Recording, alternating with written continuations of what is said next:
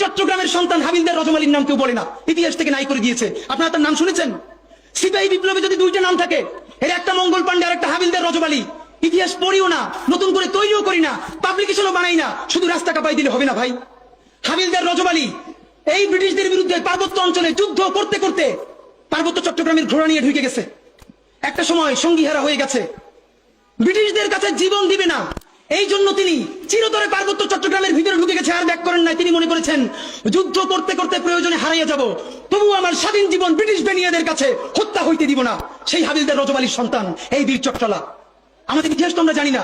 দেখেন, সেই বিপ্লব যখন হারিয়ে গেল, আপনারা জানেন কিনা, ইতিহাস বলে বাংলাদেশে বড় বড় গাছে এমন কোন ডাল ছিল না গ্র্যান্ড ট্রাঙ্ক রোডে, যেই গাছের ডালে ডালে সিপাহী বিপ্লবের যেই সব সৈনিক এই বিদ্রোহে অংশ নিয়েছিল তাদেরকে ঝুলিয়ে ফাঁসি দেওয়া হয়েছে।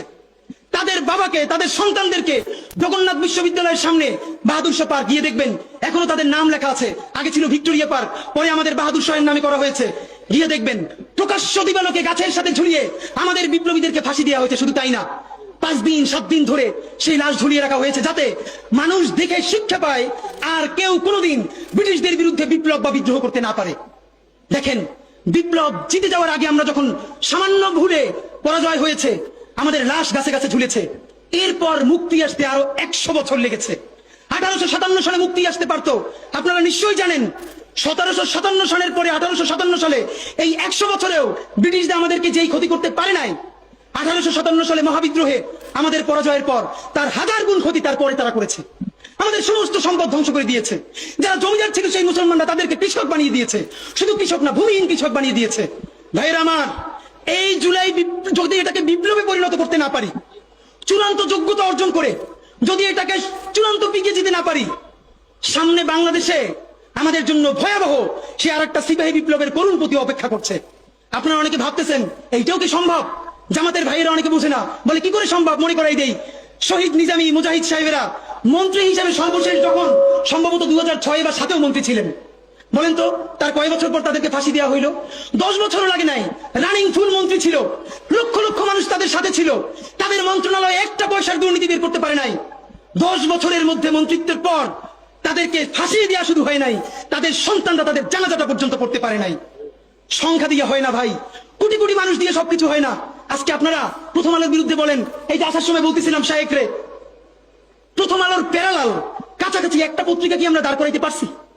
অনেকে বলে আমার দেশের কথা, আজকে শুধু বলি, পরশু জানলাম প্রথম আলোর 10 ভাগের 1 ভাগ বিনিয়োগ এবং আর্থিক সংগতি আমার দেশের নাই। 5 কোটি টাকা হইলে আমার দেশে একটা নতুন প্রেস কিনতে পারে, তাইলে পত্রিকাটা ঠিক মতো ছাপাইতে পারে, ভাড়া লাগে না, সেই টাকাটাও তাদের নাই। ভাই, ভালোবাসা দিয়া পয়সার কাজ হয় না। 50,000 টাকা যে এই লোকটার স্যালারি, এই কাজ যদি 20,000 টাকা দিয়ে করাইতে চান, কোনদিন 50,000 টাকা রিপোর্ট এবং স্কিল আপনি পাবেন না। ওই 50,000 টাকাই লাগবে। মানুষ মাগনা কাটে 3 দিন, একজনের দাওয়াত খাওয়াই 2 দিন 3 দিন, তারপরে আর চলে না। আমাদের আর্থিক যোগ্যতা অর্জন করতে হবে।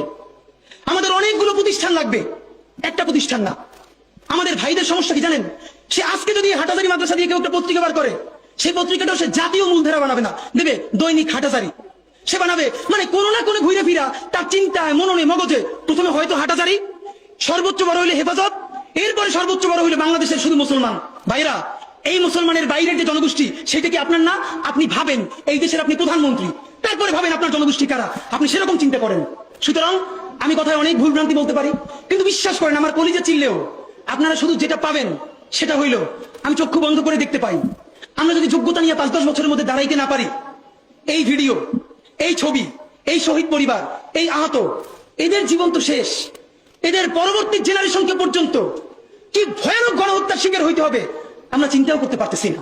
সুতরাং বাংলাদেশের স্বাধীনতা, সার্বভৌমত্ব, বাংলাদেশের ইসলাম এবং মুসলমানকে বাঁচাইতে হইলে আমাদেরকে তুমুল যোগ্যতা অর্জন করতে হবে।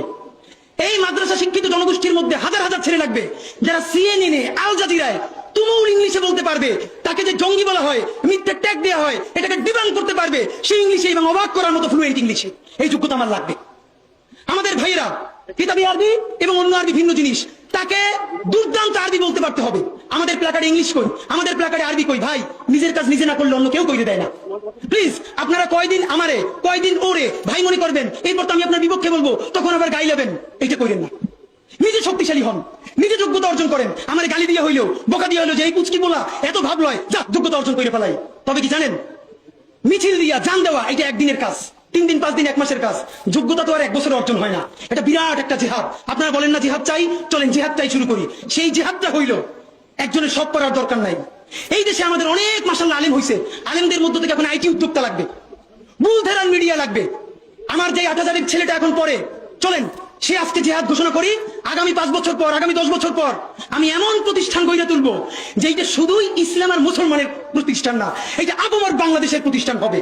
আর দেখেন, যতবার ইসলাম কায়েমের কথা বলি, তার আগে যদি ইনসাফ কায়েমের কথা বলতাম, আমার হিন্দু অন্য ধর্মের ভাইরাও তো সাথে পাইতাম। কেন? ইনসাফ যদি রাষ্ট্রে কায়েম হয়ে যায়, তাহলে 80 ভাগ ইসলাম তো এমনিতেই কায়েম হয়ে যায়।